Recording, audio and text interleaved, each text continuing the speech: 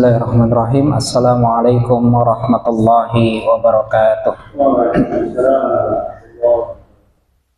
Alhamdulillahirabbil alamin wa bihi nasta'inu ala umuri dunya waddin. Assalatu wassalamu ala asyrafil anbiya wal mursalin wa ala alihi wa ashabihi ajmain. Alhamdulillah, syukur kehadirat Allah Subhanahu wa taala.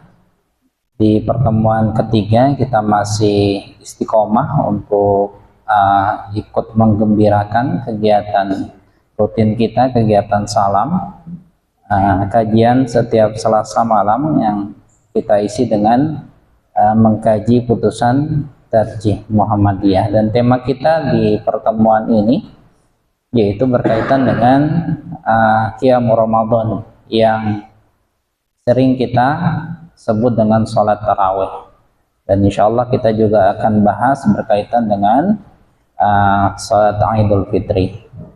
Ya, sebagaimana kita ketahui bahwasanya banyak penyebutan terkait dengan sholat malam. Kalau di hari biasa itu kita kenal ada sholat lail, sholat tahajud, kemudian ini juga dinamakan Qiyam Ramadan, yaitu salat sunnah di malam hari yang kita laksanakan selama bulan Ramadan. Dan Qiyam Ramadan itu waktunya pelaksanaannya sama seperti salat lail, yaitu setelah salat Isya dan berakhirnya itu waktu terakhirnya hingga fajar tiba, yaitu sebelum datangnya waktu subuh. Sebagaimana hadis Nabi Muhammad SAW yang diriwayatkan oleh Muslim dari Aisyah radhiyallahu anha, istri Nabi Muhammad SAW, ia berkata, Rasulullah SAW selalu mengerjakan salat malam pada waktu antara selesai salat Isya dan disebut orang atamah hingga fajar sebanyak 11 rakaat. Lalu bagaimana kemudian pelaksanaan Qiyam Ramadan yang kita sering sebut sebagai salat tarawih? Pertama, kalau salat lail biasanya kita laksanakan itu secara munfarid. Adapun Qiyam Ramadan memang pelaksanaannya itu lebih afdol dikerjakan secara berjamaah, baik itu di masjid, musholah maupun di rumah, ya. Tapi lebih afdolnya memang kita laksanakan di masjid atau musholah, agar kemudian kita bisa menghidupkan malam-malam Ramadan. Dasarnya itu dari hadis Nabi Muhammad SAW dari Aisyah Ummul Mukminin, diriwayatkan bahwasanya Rasulullah SAW pada suatu malam sholat di masjid, lalu sholatlah bersama sholatnya berjamaah sejumlah orang. Kemudian orang satu kabilah dalam jumlah besar juga ikut sholat, sehingga jumlah jamaah semakin banyak. Kemudian pada malam ketiga atau keempat, para jamaah telah berkumpul, namun Rasulullah SAW tidak keluar ke masjid menemui mereka. Ketika pagi tiba, beliau berkata, "Aku sungguh telah melihat apa yang kalian lakukan, yaitu sholat tarawih berjamaah. Tidak ada yang menghalangiku untuk keluar menemui kalian, kecuali sesungguhnya aku takut kalian menganggap salat itu," maksudnya salat tarawih itu, "diwajibkan atas kalian." Kemudian Aisyah berkomentar, hal itu terjadi di bulan Ramadan. Hadis ini diriwayatkan oleh Bukhari dan Muslim. Ini juga mengindikasikan bahwasanya memang hukum melaksanakan salat tarawih atau Qiyam Ramadan itu sunnah, karena Nabi kemudian tidak keluar menemui para sahabat di hari ketiga. Itu ditakutkan para sahabat itu kan memang cenderung mengikuti apa yang Rasulullah lakukan, takut kemudian itu dianggap wajib atas mereka. Kemudian apabila dikerjakan secara berjamaah, maka sebaiknya diatur dengan baik ya, sehingga pelaksanaan sholat tarawih itu dapat berlangsung dengan tertib dan khusyuk dan juga khidmat. Di antaranya tentu kita kalau di masjid pelaksananya itu menertibkan saf ya, saf laki-laki dewasa, kemudian anak-anak itu ya di belakangnya, kemudian wanita di saf yang paling belakang. Hal ini didasarkan pada hadis Nabi yang diriwayatkan oleh Ibnu Khuzaimah dari Anas Ibnu Malik radhiyallahu an, diriwayatkan bahwasanya ia berkata, saya mendirikan sholat di rumah saya bersama anak yatim di belakang Nabi, sedang ibuku Ummu Sulaim di belakang kami. Ini juga hadis ini berkaitan dengan pengaturan shaf ya dalam salat berjamaah. Kemudian qiyamul Ramadan itu berapa rakaat sih dikerjakannya? Ini kan sering menjadi pertanyaan ya, karena ini kita perlu juga mengetahui dasar dari amalan yang kita laksanakan. Pertama, sholat qiyamul Ramadan itu antara lain dapat dilaksanakan dengan cara 4 rakaat tanpa tasyahud awal. Ini 4 rakaat, kemudian yang berikutnya juga 4 rakaat tanpa tasyahud, jadi langsung satu salam ya, tasyahud akhir langsung, kemudian disambung dengan sholat witir sebanyak 3 rakaat ya, sama sholat witir juga tanpa tasyahud awal, sebagaimana disampaikan oleh Nabi Muhammad lewat hadis yang diriwayatkan oleh Bukhari Muslim dari jalur Aisyah. Dari Aisyah diriwayatkan bahwa ketika ia ditanya mengenai salat Rasulullah di bulan Ramadan, kemudian Aisyah menjawab, Nabi Muhammad SAW tidak pernah melakukan salat sunnah di bulan Ramadan ataupun di bulan lainnya lebih dari 11 rakaat. Beliau salat 4 rakaat, dan jangan kau tanya bagaimana bagus dan indahnya salat beliau ya. Kemudian beliau salat lagi 4 rakaat, dan jangan kau tanya bagaimana indah dan panjangnya. Kemudian beliau salat 3 rakaat. Hadis riwayat Bukhari dan Muslim.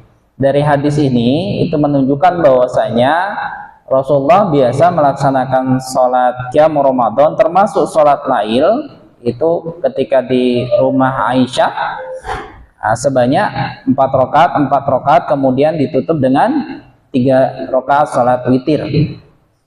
Ini untuk formasi yang 4-4-3.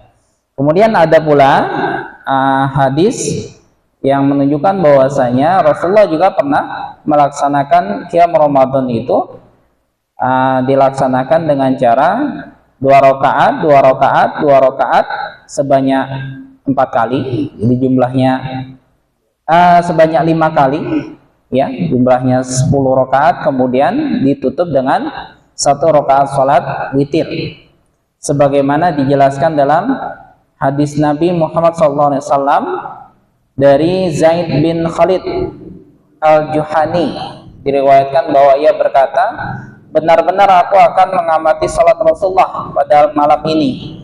Kemudian beliau salat 2 rakaat khafifatain, lalu beliau salat 2 rakaat panjang-panjang keduanya, kemudian salat 2 rakaat yang kurang panjang dari salat sebelumnya, lalu beliau salat lagi 2 rakaat kurang lagi dari salat sebelumnya, kemudian salat 2 rakaat kurang lagi dari salat sebelumnya, lalu beliau salat lagi 2 rakaat yang kurang lagi dari salat sebelumnya, kemudian salat 2 rakaat kurang lagi dari salat yang sebelumnya, dan beliau melakukan witir 1 rakaat. Demikianlah salat 13 rakaat ya. Hadis ini juga berkaitan dengan salat khafifatain ya, tuntunan salat khafifatain. Jadi salat tahajudnya itu dimulakan dengan salat 2 rakaat ringan Kalau sholat khafifatain ini pelaksanaannya itu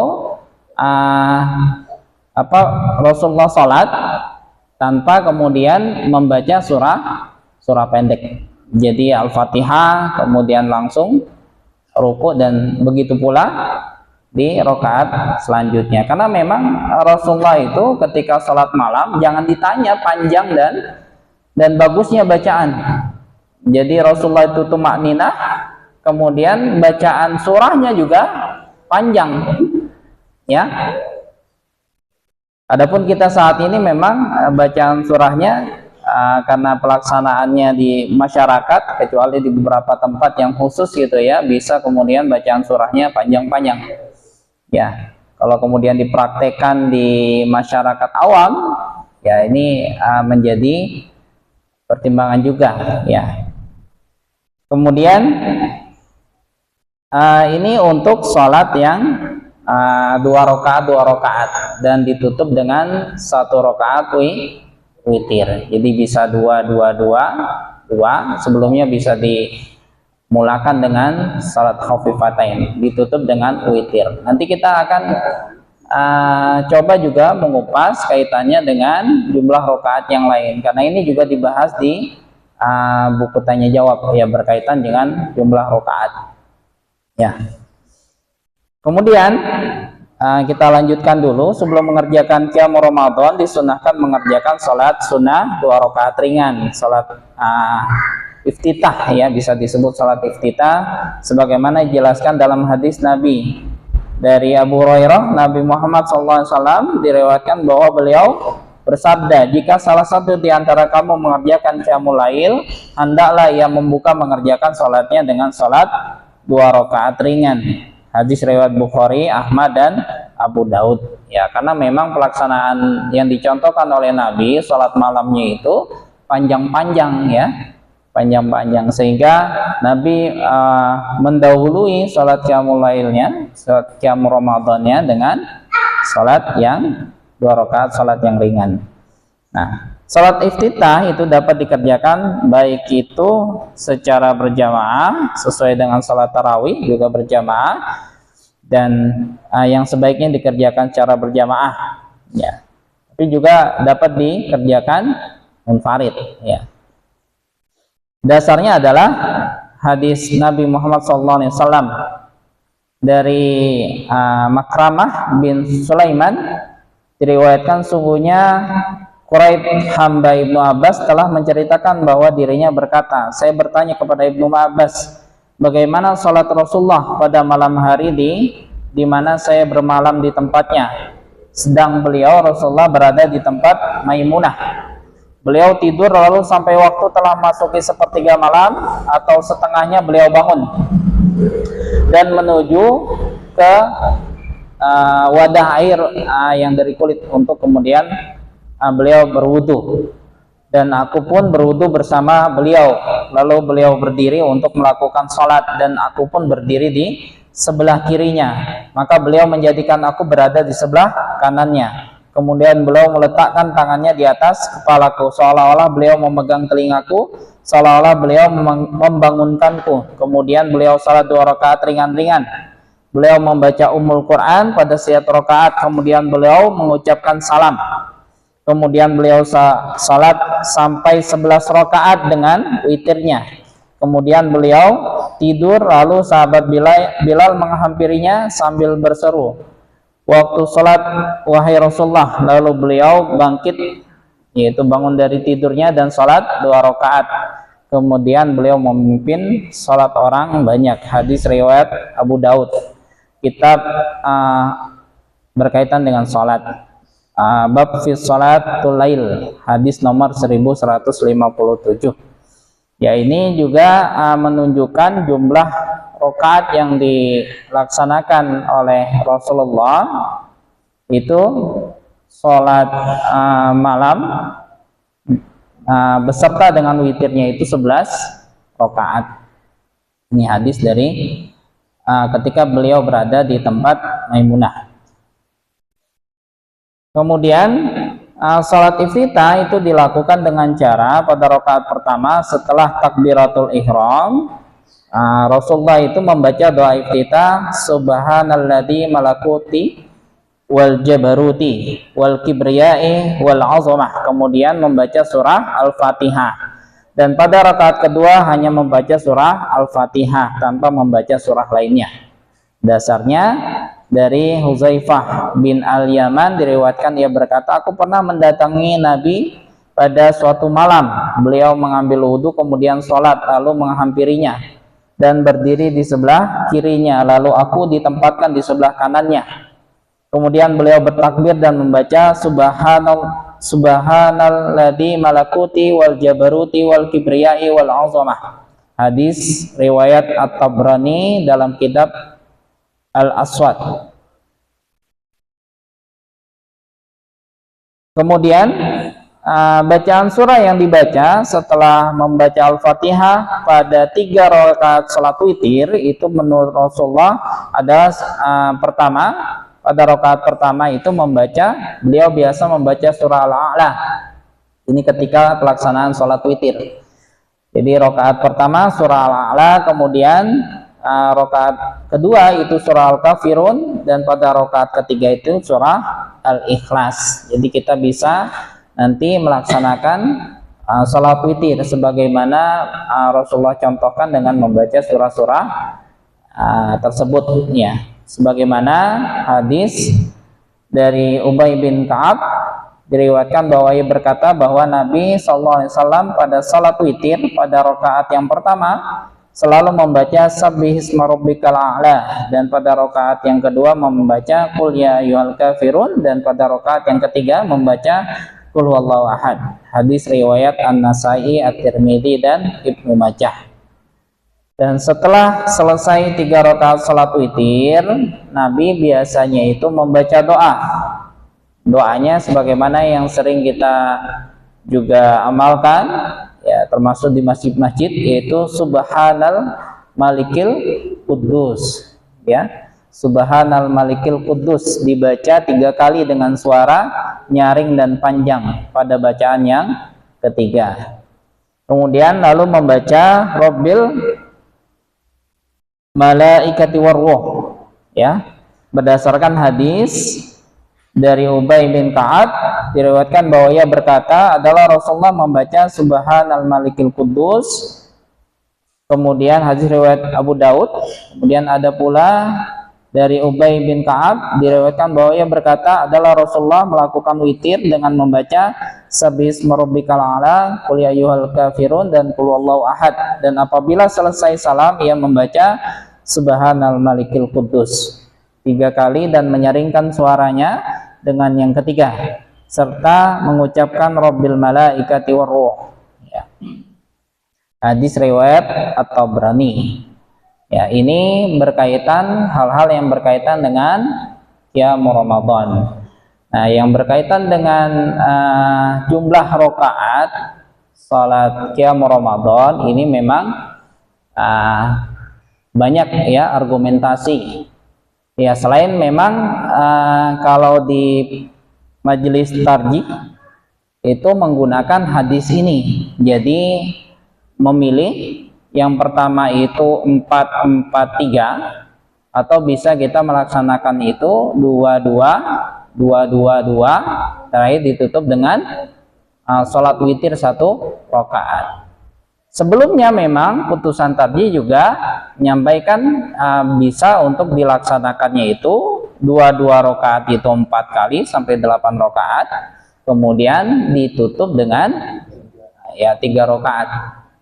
Ya, adapun ini memang merupakan, ya, bagian dari ijtihad, ya, karena memang ada dalam hadis sebelumnya kan sholat sunnah lail, ya, sholat lail termasuk qiyam Ramadan itu, ya, dapat dilaksanakan sholat witirnya itu pelaksanaan bisa 3 kali, 3 rakaat maksudnya, bisa 3 rakaat. Adapun ada hadis yang menunjukkan sholat witir juga bisa dilaksanakan 1 rakaat. Kemudian sebelum nanti ditanyakan, kan ada juga di masyarakat pelaksanaan sholat witir yang jumlahnya itu 23 rakaat, ya. Ini juga disampaikan ya, pernah ditanyakan di buku tanya jawab ya jilid 1 di halaman 92 berkaitan dengan dasar berkenaan dengan pelaksanaan sholat qiyam Ramadan yang jumlahnya 23 rakaat. Bahkan memang dalam prakteknya ada yang bervariasi jumlah bacaannya. Yang jelas dalam pelaksanaannya nanti kita juga perlu adanya dasar argumentasi yang jelas sebelum kita mengamalkan itu ya. Saya coba akan buka terkait dengan jumlah rakaat yang 23. Kalau yang 23 rakaat memang tidak didasarkan kepada hadis ya pelaksanaan Rasulullah ketika Rasulullah melaksanakan sholat lail ya, sholat di malam hari di bulan Ramadan ya, qiyam Ramadan ya, karena memang dasarnya 2 hadis itu.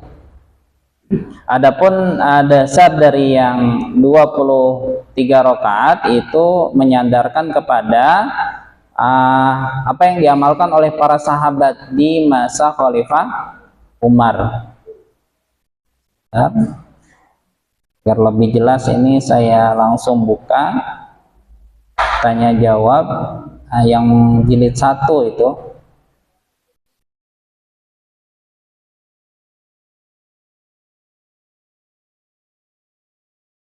Di halaman 92.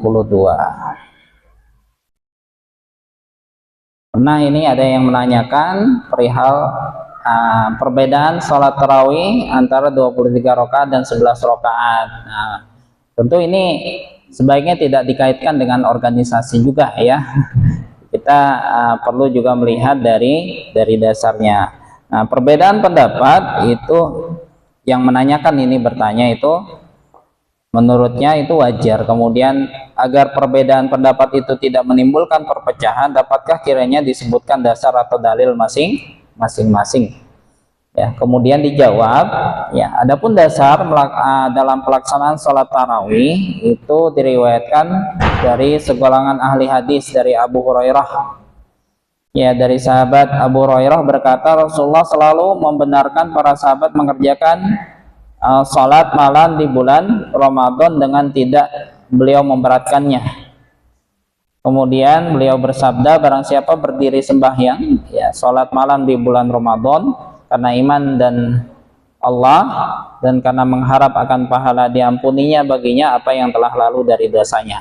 Ini kan kita sudah pernah bahas juga, man qama ramadhana imanan wa ihtisaban ghufira lahu ma taqaddama min dzambihi. Kemudian dari Aisyah menerangkan bahwasanya Nabi sholat di masjid, lalu sholat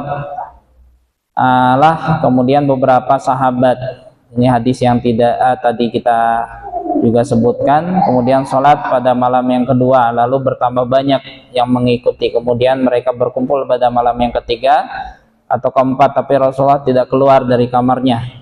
Setelah pagi hari beliau berkata, saya lihat apa yang kamu lakukan, tidak ada yang menghalangi aku keluar padamu, melainkan karena aku takut akan difardukan sholat malam atas kamu, dan yang demikian itu terjadi di bulan Ramadan. Ini dasar pelaksanaan qiyam Ramadan.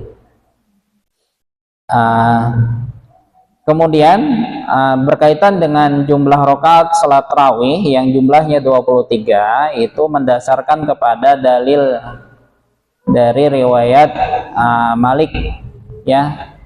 Orang-orang di zaman Umar bin Khattab melakukan salat tarawih itu 23 rakaat. Riwayat Imam Malik. Demikian dalil yang digunakan dasar untuk menetapkan jumlah rakaat salat tarawih. Tetapi dalam pelaksanaannya Imam Malik sendiri melakukan salat tarawih itu sebanyak 36 rakaat selain witir. Bahkan riwayat dari Al-Baihaqi juga menyebutkan bahwa sungguhnya para sahabat di masa Umar bin Khattab pada bulan Ramadan melakukan tarawih 20 rakaat. Jadi witirnya 3, totalnya 23 rakaat. Demikian bilangan sholat rakaat tarawih yang dilakukan oleh para sahabat di masa Umar, yang oleh Nabi dipesankan agar mengikuti dua para sahabat. Tapi ada yang kemudian menyampaikan, ya riwayat ini menyebutkan bahwasanya itu perbuatan dari para sahabat di masa Umar bin Khattab.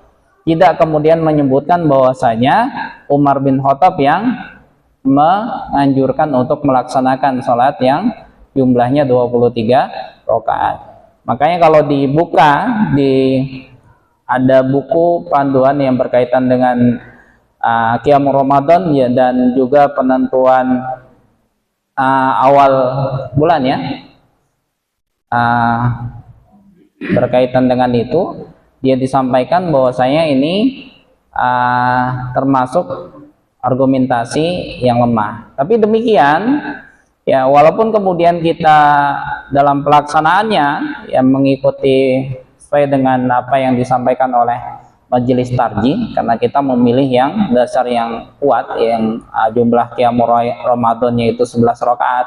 Ini bukan berarti kemudian kita boleh gitu ya, kemudian menyatakan mengklaim bahwasanya pelaksanaan rakaat yang lainnya itu salah begitu, disalah-salahkan ya, tidak demikian ya.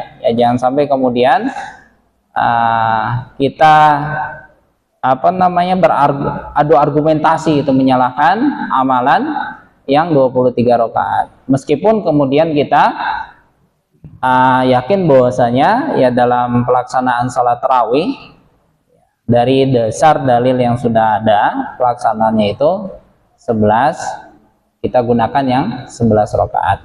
Bisa kemudian yang 4 rakaat, kemudian ditutup dengan 3 witir, bisa dengan 2 rakaat, terakhir ditutup dengan 1 rakaat witir.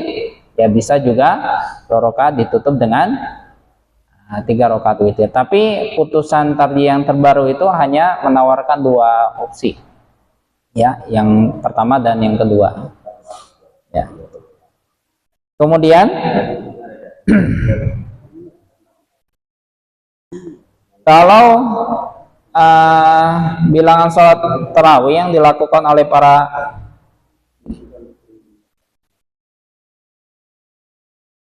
bagi yang berpendapat bahwa jumlah rakaat salat tarawih sama dengan salat lail di luar bulan Ramadan dan sesuai dengan yang diamalkan oleh Nabi, seperti yang diriwayatkan oleh Aisyah istri Nabi, yang tentu selalu mengetahui keadaan Nabi melakukan ketika Nabi melakukan salat malam di rumahnya, seperti tersebut dibuka bahwa salat tarawih itu hanya dilakukan 3 kali di masjid, tentu selainnya itu dilakukan di rumah oleh Rasulullah.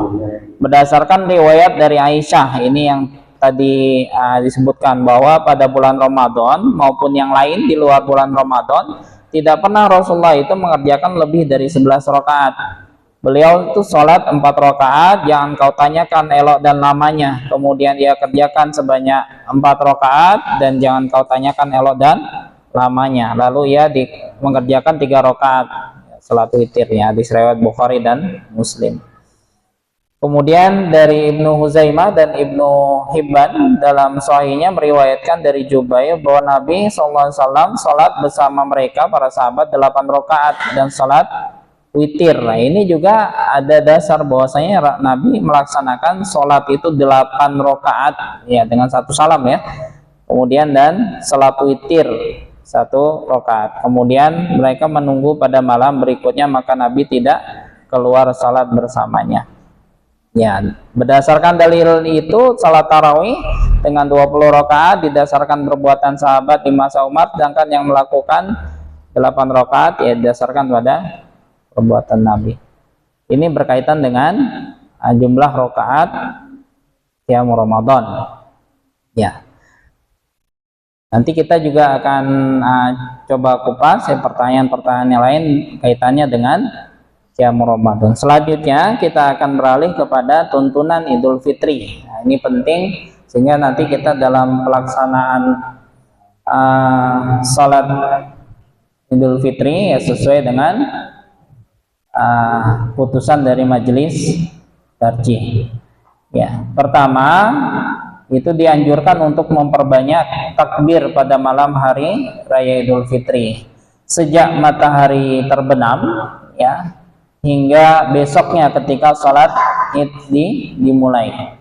Dasarnya adalah firman Allah dalam surah Al-Baqarah, walitukmilul iddata walitukabbirullaha ala ma hadakum wa la'allakum tashkurun. Dan hendaklah kamu mencukupkan bilangannya dan hendaklah kamu mengagungkan Allah atas petunjuknya yang diberikan kepadamu supaya kamu bersyukur.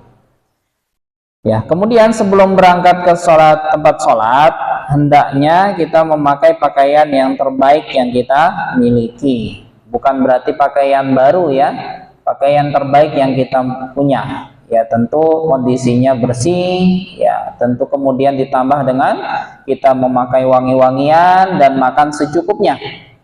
Pada waktu berangkat sholat hendaklah kita selalu membaca takbir. Kemudian adapun pada waktu pulang hendaklah kita mengambil jalan lain ketika berangkat. Jadi jalan yang berbeda ketika kita berangkat semula. Kemudian semua kaum muslimin dan muslimat dianjurkan mendatangi tempat sholat untuk mendengarkan khutbah. Para wanita yang haid cukup mendengarkan khutbah, tidak mengerjakan sholatnya. Dasarnya adalah hadis Nabi dari Anas, diriwayatkan bahwa Rasulullah menyuruh kami pada 2 hari raya Idul Fitri dan Idul Adha agar memakai pakaian yang terbaik yang kami miliki, memakai wangi-wangian yang terbaik dan menyembelih binatang yang paling gemuk. Hadis riwayat Al-Hakim. Kemudian hadis dari Abu Hurairah diriwayatkan bahwa ia berkata, Rasulullah apabila keluar ke tempat sholat 2 hari raya, pulangnya selalu mengambil jalan lain dari ketika beliau keluar. Hadis riwayat Ahmad dan Muslim. Kemudian dari Ali radhiyallahu anhu diriwayatkan bahwa ia berkata, termasuk sunnah Nabi pergi ke tempat sholat id dengan berjalan kaki dan makan sedikit sebelum keluar. Jadi kita ya memang dianjurkan untuk jalan kaki ya ke tempat kita sholat. Ya, di lapangan nanti jalan kaki, kalau memang jauh ya dikondisikan gitu ya tempatnya.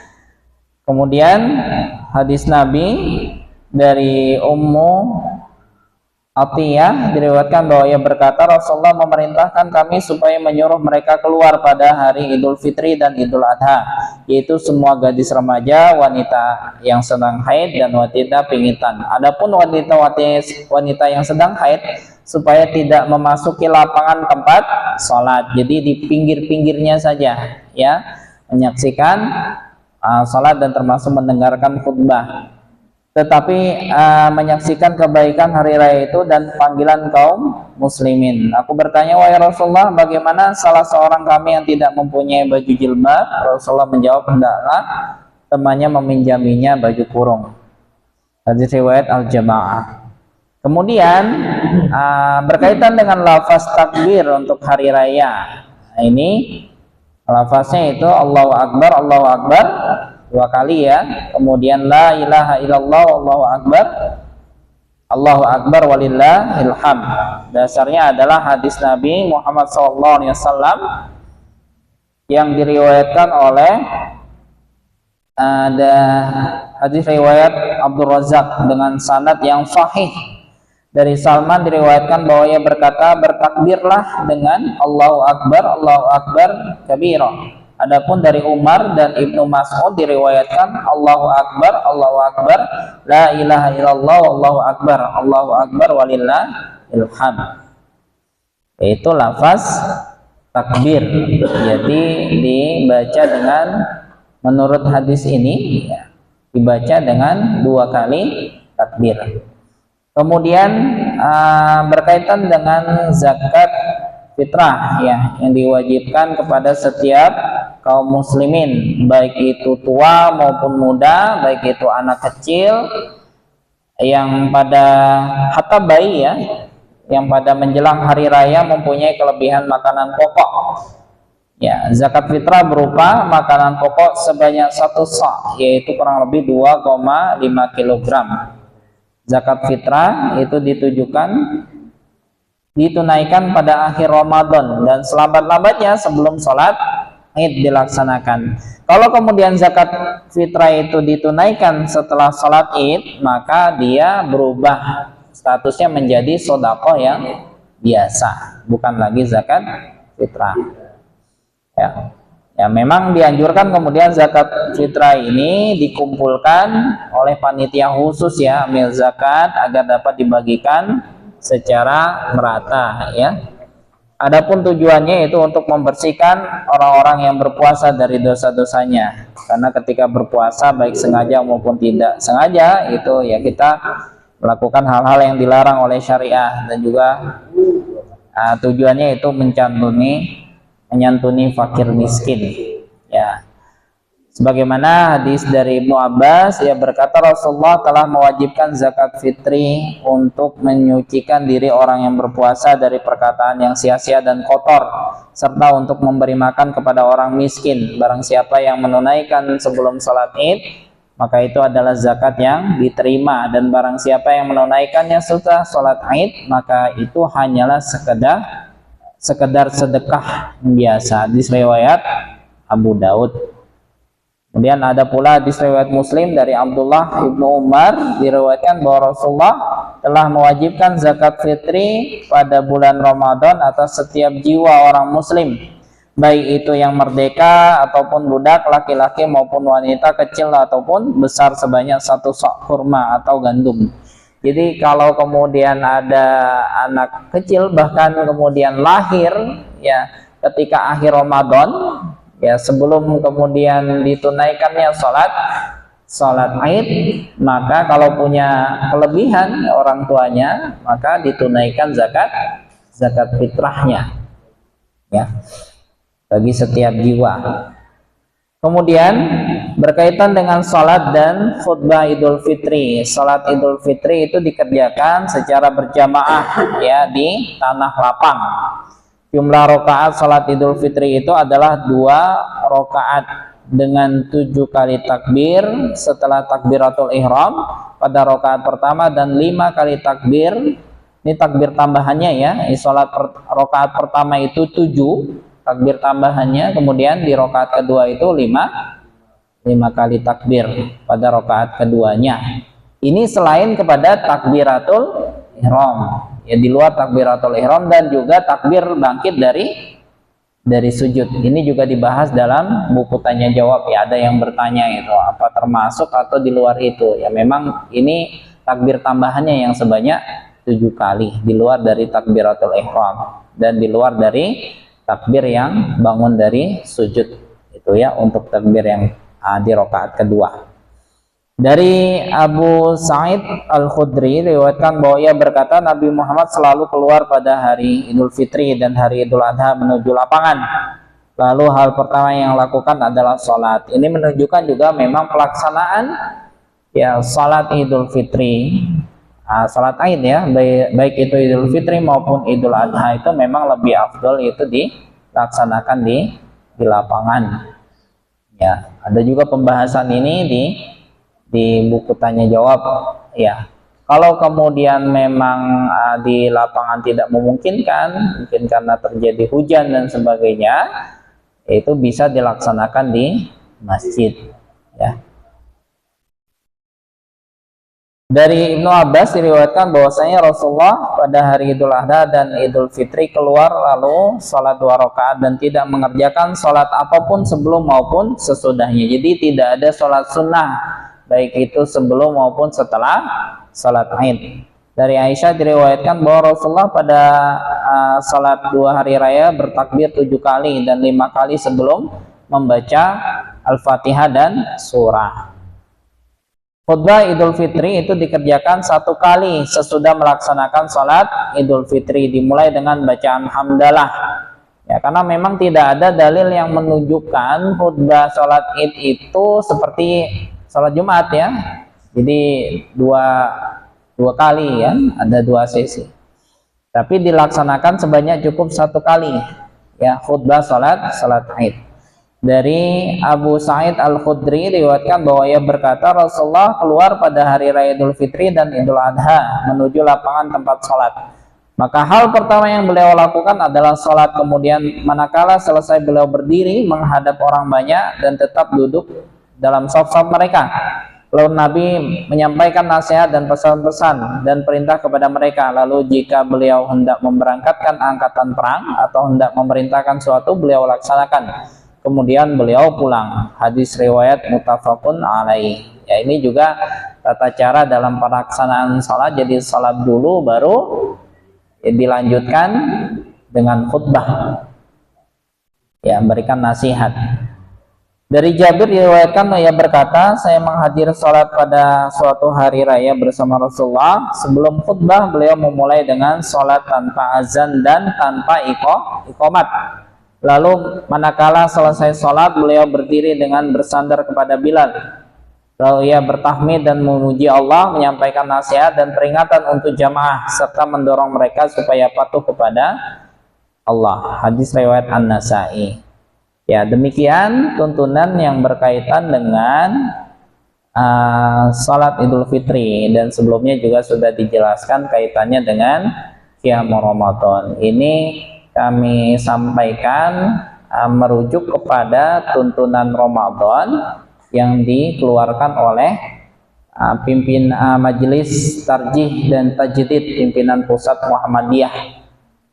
Yang saya sampaikan itu di cetakan yang ke-9 yang dikeluarkan di tahun 2019. Mungkin masih ada waktu kalau ada hal yang ditanyakan, dan itu juga mungkin sudah ada pada tanya jawab, nanti bisa kami sampaikan.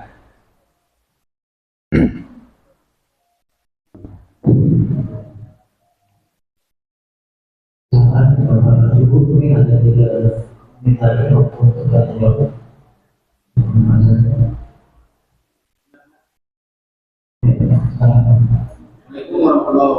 Waalaikumsalam warahmatullahi wabarakatuh.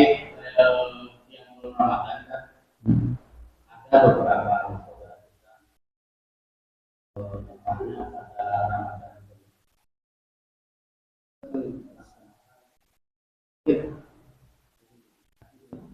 mungkin ada siapa atau kita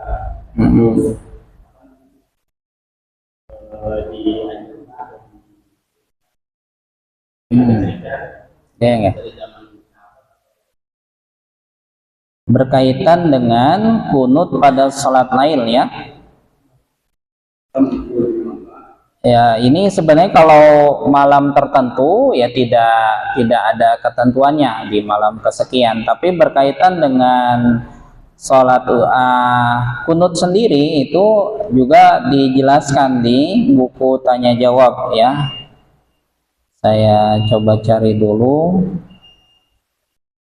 Saya di jilid ke-3 kalau nggak salah, 3 atau 2. Salat sunnah.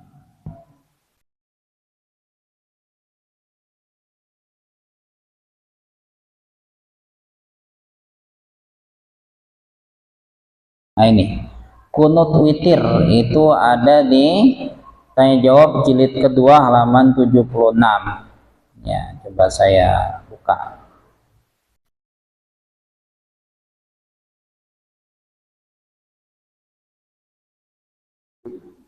Kunut witir, ya. Ini ada kaitannya dengan kunut subuh juga, 76. Nah, ini ada yang bertanya, adakah doa kunut dalam salat witir itu khusus di dalam salat malam di bulan Ramadan? Jawabannya, kunut maknanya itu tulul qiyam, artinya berdiri lama dalam salat. Ya, membaca doa kunut witir yang dibaca sesudah i'tidal, sebelum sujud pada rakaat terakhir di malam salat witir, itu baik dalam bulan Ramadan maupun pertengahannya tidak disyariatkan. Karena itu tidak perlu kita mengamalkannya. Dalil-dalil yang menyatakan adanya doa kunut seperti riwayat Abu Daud, At-Tirmidzi, riwayat An-Nasai, riwayat Ahmad, riwayat Ibnu Majah dipandang kurang kuat karena ada perawi-perawi yang dipandang dhaif. Nah, itu jawaban di buku tanya jawab di jilid 2, ya. Jadi memang dalam pelaksanaannya itu kan ditanyakan itu baik di pertengahan Ramadan maupun dalam bulan Ramadan, ya, bahwasanya witir itu memang tidak disyariatkan. Karena itu ya kita tidak perlu untuk mengamalkannya, karena memang dalil-dalil yang menyatakan doa kunut ya sebagaimana yang disampaikan itu tadi Abu Daud, At-Tirmidzi, An-Nasa'i, riwayat Ahmad dan riwayat Ibnu Majah itu dipandang kurang kuat karena memang ada perawi yang dipandang dhaif ya. Kemudian ada juga pertanyaan nih di bawahnya, bagaimana hukumnya doa kunut dalam salat subuh, dan bagaimana pula jika kunut itu dilakukan pada salat lail atau dilakukan di luar salat, adakah dalil tentang kunut ya? Jawabannya adalah kunut menurut arti bahasa ialah tunduk dengan penuh kebaktian kepada Allah. Kunut itu juga berarti tulul qiyam, yaitu berdiri lama untuk membaca doa sesuai dengan yang dicontohkan Nabi dalam salat. Dan hal itu masyru', artinya ada tuntunannya. Hal ini didasarkan pada hadis riwayat Ahmad, Muslim, Ibnu Majah, Tirmidzi dari sahabat Jabir bahwa Nabi bersabda, salat yang paling utama itu berdiri lama untuk membaca dan berdoa. Adapun kunut itu diartikan dengan arti khusus, yaitu berdiri lama ketika i'tidal dan membaca doa Allahumma dini fiman hadait dan seterusnya di waktu salat subuh. Hukumnya diperselisihkan ulama, dan lajnah tarjih memilih untuk tidak melakukannya karena dalilnya tidak kuat, termasuk kunut dalam waktu sholat witir, itu dipandang itu tadi dhaif ya. Adapun yang ada tuntunannya ialah kunut nazilah, yakni dilakukan setiap sholat selama 1 bulan dikala kaum muslimin itu menderita kesusahan. Karena memang dalil yang kuat itu ya kunut nazilah, pernah Rasulullah itu mencontohkan, tapi kondisinya adalah yaitu dilaksanakan selama 1 bulan dikala kaum muslimin saat itu benar-benar dalam kondisi yang susah saat itu ya, menderita. Beliau pernah melaksanakan itu, tapi menurut tarjih untuk di luar itu ya, baik itu dilaksanakan baik ketika witir maupun subuh ya, memang ada perselisihan ya, perdebatan di antara ulama, dan majelis taklim memilih tidak mengamalkan itu ya, karena dianggap ya lemah. Mungkin itu yang bisa kami sampaikan berkenaan dengan kunut ya di witir ya, kunut witir. Walaupun ada kemudian yang mengamalkan ya kunut witir